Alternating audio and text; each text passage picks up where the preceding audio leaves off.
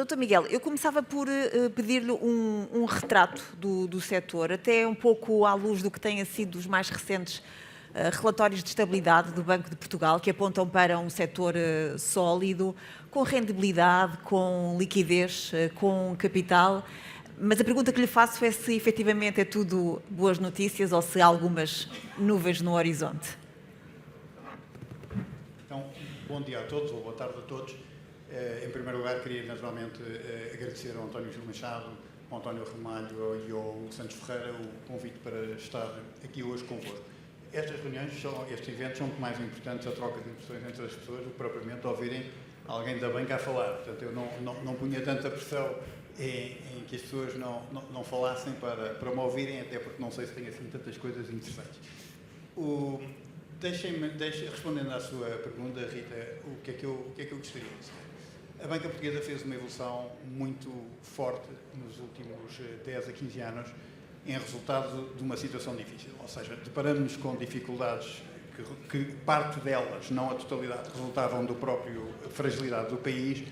A banca encarou os problemas de frente e fez as transformações estruturais que tinha que fazer e fez ao nível da eficiência, e hoje a banca portuguesa, nomeadamente o Millennium BCP, é um dos bancos mais eficientes da zona euro, ao nível da necessidade de reforço de capital, e tivemos anos e anos sem remunerar acionistas e a utilizar toda a rendibilidade gerada para reforçar a nossa capacidade de apoiar a economia, e passámos de uma situação em que a percentagem de créditos em função dos recursos era 167%, portanto, verdadeiramente insustentável, para uma situação que eu não gosto nada também, que é uma baixíssimo rácio de transformação. Quer dizer, o BCP hoje tem um rácio de transformação de 167%, passou para 70%, e eu gostaria, seria muito melhor para a sociedade, para o país, para o BCP, que nós estivéssemos ali nos 90%, que era onde eu gostaria de estar. Portanto, em termos de liquidez,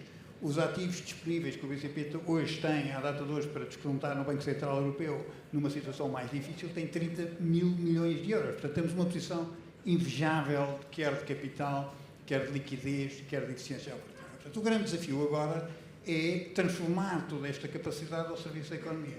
E não é relaxando as regras. O que nós temos que ser capazes é de entender melhor os clientes e conseguir fazer uma melhor alocação dos fundos à economia. Esse é que é o grande desafio. Portanto, creio que quando se fala da banca hoje, a banca não é claramente o problema na equação, está longe disso. Os riscos foram um bocadinho aqueles que hoje foram aqui falados, quer dizer, e, portanto, eu não acrescento sobre aquilo que disse o Luís Amado ou o David, quer dizer, eles encararam e enquadraram muito bem todos estes temas. O maior risco também foi dito, embora de uma forma não totalmente bold, mas foi, na minha opinião, muito bem dito pelo David, que é o risco da inação. Quer dizer, nós estamos habituados a ter múltiplos pontos de referências antes de tomar as decisões. E hoje temos que ser capazes de trabalhar com menos pontos de referência e tomar o risco de decisões com maior ambiguidade, num enquadramento de maior ambiguidade. E, portanto, o que eu noto na economia portuguesa é que há empresários e promotores muitíssimo bem-sucedidos e que conseguem fazer um diagnóstico correto da situação. Não é tomar risco sem perceber o risco, é avaliar o risco, perceber quais é que são os riscos e ter a coragem de fazer o investimento. E há outros que ainda estão mais à espera de ter um conjunto de pontos de referência aos quais estávamos habituados antes de tomar as decisões. Portanto, o grande risco é o risco da inação, diria eu. E isso é um risco para a economia, como salientou. Ultimamente temos visto as taxas de juros do Banco Central Europeu sistematicamente a baixar, o que terá certamente animado muitos clientes. Em que é que isso beneficiou a alavancagem do setor bancário? A alavancagem não beneficia nada, porque, como acabei de dizer, nós temos as condições do ponto de vista de liquidez e capital para poder apoiar a economia, e o nível das taxas de juros é irrelevante para efeitos de maior concessão. Não é irrelevante para efeitos de custo do preço do crédito para os investidores. E, portanto, nesta medida, há um duplo efeito. Por um lado, a quem faz a promoção, obviamente, por via da redução do indexante, os fundos acabam por ser mais baratos, o que é positivo, não se querendo voltar, ou na minha opinião, pelo menos não é razoável pensar que vamos voltar outra vez a taxas de juros negativas ao zero. Acho que as taxas de juros vão ancorar-se em torno de 1,75% a 2%. E há um outro efeito que também é positivo, que é isto alivia os orçamentos das famílias e na medida em que alivia os orçamentos das famílias, mais uma vez cria espaço para o investimento. E o ponto de vista, por exemplo, da habitação, e é um tema central em toda a parte do imobiliário, a habitação muitas vezes é visto como um crédito. Eu diria que se nós olharmos numa perspectiva mais abrangente, é simultaneamente um crédito, mas é sobretudo uma poupança, porque eu conheço muito poucas pessoas, se é que conheço alguma pessoa, que se tenha arrependido de comprar a habitação e no final da vida tem um ativo, tem uma poupança que lhe permite encarar, quando os rendimentos começam a crescer, tem ali um conforto adicional. Portanto, o crédito à habitação é simultaneamente, é dos poucos produtos em que é simultaneamente um crédito e também uma poupança. Uma poupança. Falava da impossibilidade na sua previsão de voltarmos a taxas nulas. Isso é bom, apesar de tudo, obviamente que para os consumidores finais pode trazer algum amargo de boca e alguma dificuldade em conseguir adquirir as suas casas, mas introduz alguma prudência e alguma valorização até do que é o dinheiro. Eu tenho as maiores dúvidas que seja bom. Quando os incentivos estão errados, as decisões normalmente não são certas. E quando o custo do dinheiro é negativo, alguma coisa está mal na economia, alguma coisa vai levar a seguir a uma grande correção, e a verdade é que o resultado da correção depois foram anos de inflação que criaram algumas situações de ruptura. Por outro lado, há uma menor seletividade dos investimentos. Quer dizer, quando há menor seletividade dos investimentos, normalmente o resultado também não é um bom resultado. O taxas de juro neste intervalo de 1,75, 2, 2,25 são taxas de juros que me parece que são as mais racionais para que haja esse equilíbrio entre a racionalidade das decisões e o retorno depois dos próprios projetos de investimento. Obviamente, sou parte interessada e, portanto, a banca vive mal com taxas de juros negativas, mas não é isso que determina o pensamento que tenho sobre essa matéria, é muito mais a racionalidade económica como um todo e os efeitos para a economia que podem resultar de incentivos errados durante demasiado tempo, que depois determinam as decisões dos próprios investidores. Olhando aqui para o setor imobiliário e da promoção, temos estruturas de investimento cada vez mais complexas. De que forma é que o setor bancário as acompanha e também evolui a avaliação de risco? Eu não sei se as estruturas são mais complexas. Nós vivemos num mundo que exige menos soluções standard. Ou seja, o que nós temos que estar preparados, e é isso que temos hoje no Banco Comercial Português, não é um conjunto de produtos pré-formatados, estamos a falar para a área da promoção imobiliária, sim, e que estes produtos sirvam todos os projetos e todos os promotores. Portanto, o que nós temos que ter dentro da casa é uma capacidade de customização muitíssimo superior. Portanto, e é nisso que estamos a trabalhar, é a capacidade de customização e outro tema, e esse é muito interno, é a capacidade de entendermos os riscos. Portanto, a grande preocupação é quando o banco não é capaz de entender os riscos que estão subjacentes ao projeto, a seguir não é capaz de apresentar uma proposta competitiva ao promotor. Portanto, é esse o grande receio, é nós queremos utilizar modelos do passado para situações que são muitíssimo diferentes do passado. Portanto, esta agilidade que nós passamos a vida a falar não é a agilidade para os outros, é uma agilidade que se exige à própria organização de ter essa capacidade de entender as novas linguagens, as novas regras, aferir os novos riscos e ter, mais uma vez, a capacidade de tomar decisão. Numa instituição, um dos problemas com que nos debatemos no Banco Comercial Português é o resultado de erros do passado, depois as pessoas, de decisões mal tomadas, nós ficarmos com cicatrizes, e são cicatrizes que nos condicionam a tomada de risco. Isto é profundamente errado. Quer dizer, o que nós temos que fazer é, obviamente, aprender com as coisas que fazemos menos bem, e toda a vida faremos coisas menos bem, mas rapidamente não nos ficarmos amarrados ou condicionados, portanto, incorporar o conhecimento adquirido nos próprios processos, nos próprios modelos e continuar a avançar. Portanto, sabendo que a parte da banca, o nosso negócio é, por natureza, um negócio de risco. Quer dizer, a banca tem que gerir o risco, não tem que fugir do risco, tem que saber gerir o risco. E são esses os grandes desafios com que nós nos deparamos no Banco Comercial Português, que é, quando estamos muitas vezes a analisar um projeto, vêm para cima da mesa temas que estão ainda muito marcados por experiências menos positivas. E a questão que se coloca é o que é que aprendemos, como é que se evitam, como é que se mitigam estes riscos, de forma que o banco tenha a capacidade de apoiar estes projetos. Mas nesse shift de abordagem, além de, por exemplo, olhar apenas para o projeto, pode-se olhar também para quem o está a levar a cabo, portanto, para o promotor, para a solvabilidade do promotor. Há vários outros fatores que também devem ser ponderados nessa análise? Deixe-me dizer que nessa matéria eu entrei para a banca há 35 anos. Mas uma das primeiras funções que assumi foi de diretor de crédito, na altura do Banco Português do Atlântico. E um dos ensinamentos permanece atual, quer dizer, há 4 Cs, quer dizer, portanto, o primeiro e mais importante é o caráter do promotor, o segundo, obviamente, é o cash flow do projeto, o terceiro, que é menos conhecido, mas é os covenants, é termos a certeza que é feito um acompanhamento do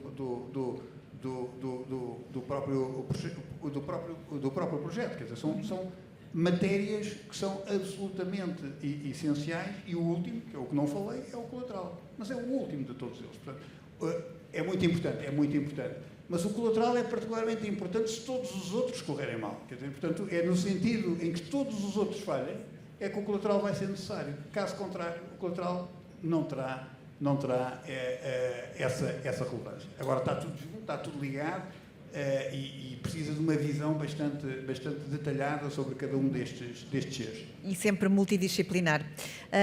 Já nesta conferência tivemos a oportunidade de ouvir a Secretária de Estado, e ela naturalmente fez o retrato de um setor que é crítico para Portugal. Todas as pessoas precisam de uma casa para viver e sabemos que estamos a passar um momento de crise no acesso à habitação, e ela falava, nomeadamente no que diz respeito à habitação acessível, do recurso ao Banco de Fomento para garantias públicas. Que comentário é que lhe merece?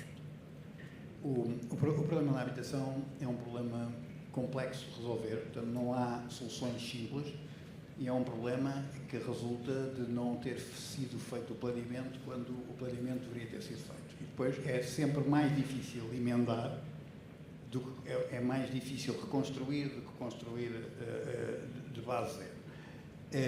E Portugal teve 2 décadas sem perceber ou sem querer perceber a transformação que a sociedade estava a viver. A tal inação, que há pouco dizia que é um grande problema. É um problema, mas mais uma vez, é inação, e agora é tentarmos convencer as pessoas que há soluções fáceis e imediatas que resolvem os problemas de um dia para o outro. Estamos outra vez a não ser claros com as pessoas, a criar uma expectativa, e vamos pagar por estarmos a criar expectativas sem termos a capacidade de as cumprir. Portanto, há várias frentes no tratamento da habitação. E uma das coisas, e já vou à questão das garantias do Banco de Fomento, uma das coisas que me preocupa, ainda agora recentemente é desta semana, quando se associava este modelo da garantia pública do Estado ao aumento da procura e ao aumento dos preços, sobretudo acima dos 15%, 16,3%, não me engano, dos preços da habitação, associar isto ao tema da garantia pública para a habitação. Correlação agora vamos ver qual é o tema da causalidade nesta matéria. E isto não é propriamente escolher entre sardinhas e frangos, quer dizer, não é por não pôr o problema e não encarar o problema e não definir o problema corretamente que o problema deixa de existir. Ou seja, esta procura por parte dos jovens até aos 35 anos representam no BCP cerca de 60% da procura. O que é que nós queremos? É esconder isto ou dar resposta aos jovens? Porque a seguir a isto tem a ver com o tema da natalidade. Querem que as pessoas tenham natalidade e não tenham casa. Ou seja, este problema existe. O tema não é da garantia pública. Não tem nada a ver com a garantia pública. Devemos nos concentrar na capacidade de reforçar os mecanismos que permitam maior oferta e, por via de maior oferta, os preços serem preços mais controlados. Portanto, esse era um ponto que eu gostava de deixar, porque o grande receio é que se possa pôr aqui o tema sobre a garantia pública, quando a questão verdadeiramente não é garantia pública. Essa. Mas os bancos é que vão beneficiar da garantia pública. Eu sou muito transparente convosco, quer dizer, nós utilizamos a garantia pública só utilizamos a garantia pública porque não temos outra forma de fazer o crédito a 100%. Porque se fosse possível fazer o crédito a 100%, o banco tomava o risco até aos 100%. E, quer dizer, não tinha receio nenhum de o fazer. Obviamente com rigor, quer dizer, tendo a certeza que estamos a aconselhar bem as pessoas, que as taxas de esforço são as taxas de esforço adequadas, portanto, não é prescindir da relação, é perceber quais é que são os temas que são relevantes para a efetiva aferição do risco de crédito.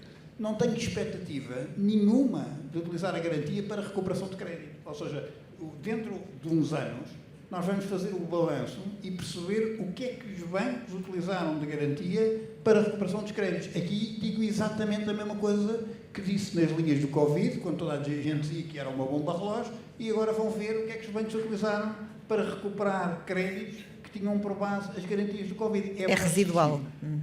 As causas de incumprimento no crédito da habitação não são novas. Quer dizer, são sobretudo desemprego, e desemprego tem a ver com a dinâmica da economia, e divórcio, são os dois, e doença também. Portanto, são os temas principais, e esses não é tema da garantia ou menos garantia que os defende. Quer dizer, é uma realidade que é transversal e normalmente até não acontece logo nos primeiros anos de vida, ou a preponderância é numa fase mais adiantada de vida. Portanto, acho que é um sistema importante. Mais uma vez, não resolve o problema da habitação. Não é a bala de prata. Resolve-se com processos que sejam os corretos, com tempos de resposta que sejam bons tempos de resposta, resolve-se com o tema dos transportes e da mobilidade. Portanto, há um conjunto de frentes que são muito importantes para se ter uma visão integrada do que é a questão da habitação e vai demorar alguns anos até ter uma solução bastante mais equilibrada. Mas agora falou aí do financiamento a 100%, facilitaria? Neste momento não facilitaria, porque através da garantia os jovens podem socorrer-se, e no caso do BCP nós ainda temos cerca de 25% do valor da garantia utilizado. O que eu acho é que é muito importante resolver o problema da habitação das pessoas. Isso é que é verdadeiramente importante. E não apenas estarmos aqui a deter-nos em detalhes. Outra das formas de as pessoas terem habitação é através do arrendamento de casas. De que forma é que os bancos podem fazer parte da solução? Os bancos, volto a dizer, o financiamento para arrendamento é um produto principal do portfólio do banco. Isto funciona muito bem. A grande questão que se coloca, pelo menos do meu posto de observação, é a confiança que os empresários podem ter de estar a comprar e a investir para arrendamento e, de repente, correrem o risco de terem ou as rendas congeladas ou as rendas condicionadas. Portanto, isto aumenta, a acontecer isto, ou havendo este risco, não havendo esta incerteza relativamente ao produto, obviamente os bancos pedem um spread de risco superior, não é? Porque se isso acontece, como é que, voltamos ao tema do cash flow de que falei, como é que isto liberta cash flow para pagar o financiamento? E o próprio empresário, da mesma maneira, quer dizer, porque é que eu vou estar a investir para arrendamento quando tenho esse risco e hoje há uma procura muito forte que me permite colocar o produto imediatamente no mercado. Portanto, se nós queremos resolver isso, mais uma vez, é a questão de alinhar os incentivos, dar previsibilidade para que os promotores possam fazer os investimentos confiantes que o enquadramento em que estão a efetuar o investimento vai permanecer pelos 20 anos ou 15 anos do financiamento, e os bancos também com essa expectativa que não podem aparecer fatores que distorcem a equação ou os pressupostos no qual o crédito foi construído. Portanto, mais uma vez, a forma como se definem os incentivos é absolutamente crucial para a confiança que se tem nos investimentos. E era de evitar que governos diferentes optassem por políticas públicas distintas, umas que acabam por contrariar as anteriores, promovendo essa instabilidade e imprevisibilidade? O espaço político é um espaço sempre de alguma confrontação e é um jogo que tem umas regras que são umas regras muito próprias. E isso não vai mudar. Quer dizer, nós podemos dizer que devia mudar, mas nunca mudou e, portanto, não acredito que vá mudar. Outra coisa diferente é dizer que há um conjunto de áreas, habitação, a justiça, há um conjunto de áreas em que, de facto, tem que haver consensos alargados, porque serve a todos. Quer dizer, não há, trazer as querelas políticas para temas que são absolutamente estruturais para o bem-estar das pessoas e para o desenvolvimento da economia é um erro. Portanto, eu gostaria era de ver em 3 ou 4 matérias, não são múltiplas matérias, que houvesse essa capacidade de entendimento e que se definissem linhas de atuação estruturais que perdurassem no tempo.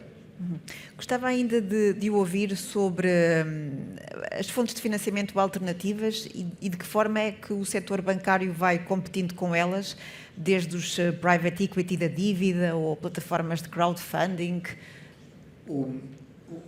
Eu tenho uma visão muito aberta sobre o mercado e acho que o mercado é muito útil não criar situações de rendas, ou seja, desperta a inovação, obriga-nos a estar atentos, obriga-nos a uma atenção maior ao cliente, a perceber os sinais mais cedo. Portanto, eu vejo sempre com entusiasmo que aparecem novos operadores no mercado com propostas para as quais nós não nos preparamos, por desatenção, ou outras que complementam aquilo que nós fazemos. E, portanto, relativamente às novas fontes de financiamento do imobiliário, o que eu diria é, naquilo que é o financiamento bancário, tenho imensas dúvidas que tenham algum espaço de manobra, ou pelo menos tudo farei no BCP, para que não tenham nenhuma hipótese de concorrer connosco, porque nós temos capacidade de dar resposta. Há outras áreas em que eu vejo que podem ser muito complementares e serem úteis ao próprio Banco Comercial Português, ou seja, porque há riscos que exigem determinado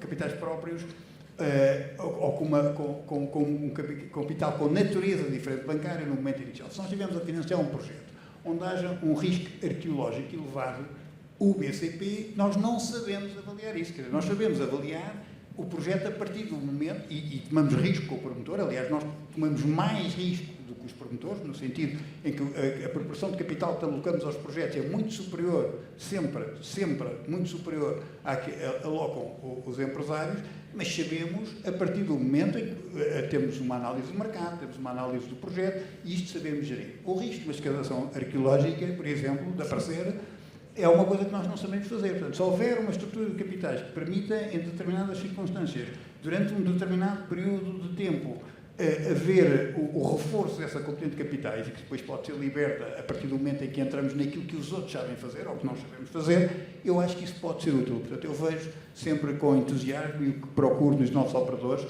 são áreas de cooperação e competição. Portanto, cooperação e competição, as duas coisas, competir e cooperar. Não vejo as pessoas como inimigos ou alguém que vai ocupar o meu espaço. Se ocuparem o meu espaço é porque eu não fui suficientemente competente para ocupar. Muito bem. Há pouco ouvimos o David falar sobre pontos-chave na forma como olhamos e abordamos o futuro e os desafios. Um deles era a sustentabilidade. De que forma é que, na sua opinião, a banca, o BCP em particular, está envolvido com a sustentabilidade? O tema da sustentabilidade é um tema muito sério, eu não vou entrar aqui se é factual, se não é factual, para mim é científico. Portanto, tenho uma visão muito clara sobre essa matéria e acho que todos nós temos que ter uma preocupação sobre o futuro do planeta e sobre a qualidade de vida das pessoas no planeta. Portanto, é muito importante definirmos um caminho. É muito importante que não sigamos o caminho dos outros, ou seja, e quando eu digo aqui seguir o caminho dos outros, é dizer que não é porque os Estados Unidos ou outro país flexibiliza que nós devemos flexibilizar, nós devemos decidir o que é deve ser o nosso caminho e marcar o nosso próprio rumo e prosseguir o nosso próprio rumo. Outra coisa é tirar complexidade. Quer dizer, a questão é definir o que é prioritário e depois criar condições para que se possa cumprir esses objetivos do que são prioritários. A maior preocupação enquanto banco neste momento não é eu vou tirar o banco e vou pôr o Miguel para não correr o risco de ser mal entendido e, portanto, a minha maior preocupação tem a ver não com a transição, mas com a resiliência. Porque tenho muito claro que como o mundo está, e o Luís Amado foi muito claro nesta matéria, dificilmente os targets vão ser cumpridos nos prazos e, portanto, é inevitável que vá haver consequências ao nível do clima. E, portanto, Portugal é um dos países mais expostos da Europa relativamente às alterações climáticas. O modelo do Fato Único Europeu de Transição não tem a mesma pertinência que tem para Portugal, porque para nós a principal preocupação tem que ser o reforço da resiliência. Portanto, e nesta matéria os bancos têm um papel muitíssimo importante. tem que saber apoiar os projetos, mais uma vez tem que evoluir na sua cultura de risco para poder identificar como é que nós estamos com as empresas, como é que estamos, aqui não falo apenas na área da promoção imobiliária, falo com o setor empresarial como um todo, para poder ajudar a fazer esse reforço da própria resiliência.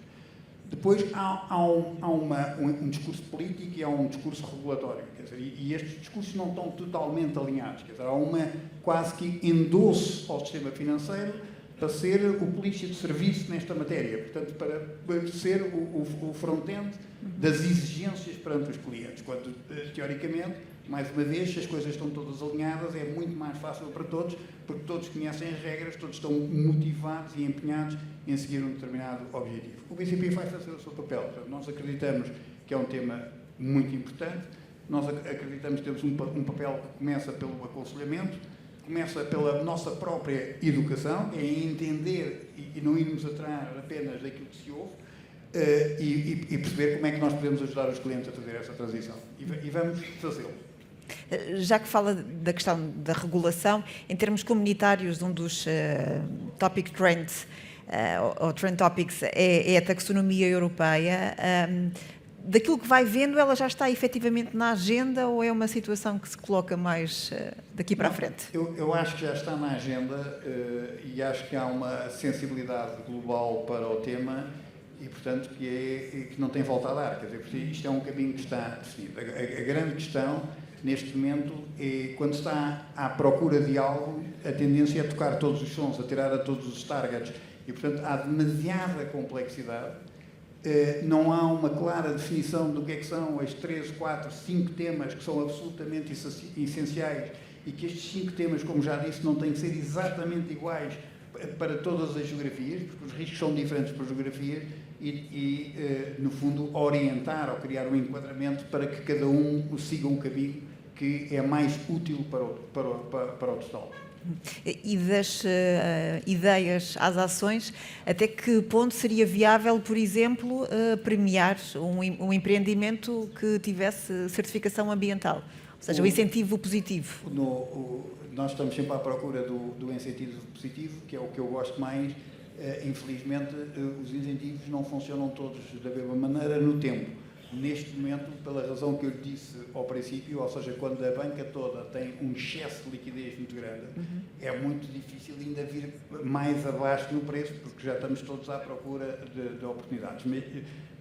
O que nós estamos a fazer não está tanto no spread, mas ao nível das comissões, obviamente, estamos a premiar isso, e estamos a acompanhar melhor e com muito mais foco os projetos que sejam projetos que já estejam numa outra dimensão, os promotores que já tenham um outro nível de preocupação, porque a relação de um banco com o promotor não é uma relação de um banco de investimento tradicional com o cliente, quer dizer, isto não é um deal. Quando estamos a trabalhar com o promotor imobiliário, nós estamos a trabalhar para muitos anos, quer dizer, não é muito além daquele projeto. Portanto, a preocupação do BCP é ter uma relação sólida, não é ganhar todos os projetos, é saberem que com o BCP podem contar, conhecerem a fiabilidade que nós temos na relação com os clientes e aquilo que queremos ter, e é um compromisso nosso, de agilidade, que ainda não estamos lá, pelo menos no ponto em que a Comissão Executiva do BCP gostaria de estar, no relacionamento com os próprios promotores, para garantir que estamos no momento certo, com o instrumento certo e pelo tempo certo. Acho que é uma boa mensagem para terminar a nossa conversa e que os promotores aqui presentes certamente terão apreciado. Dr. Miguel Maia, muito obrigada por estas palavras. Um bom dia e continuação de uma boa conferência. Muito obrigado.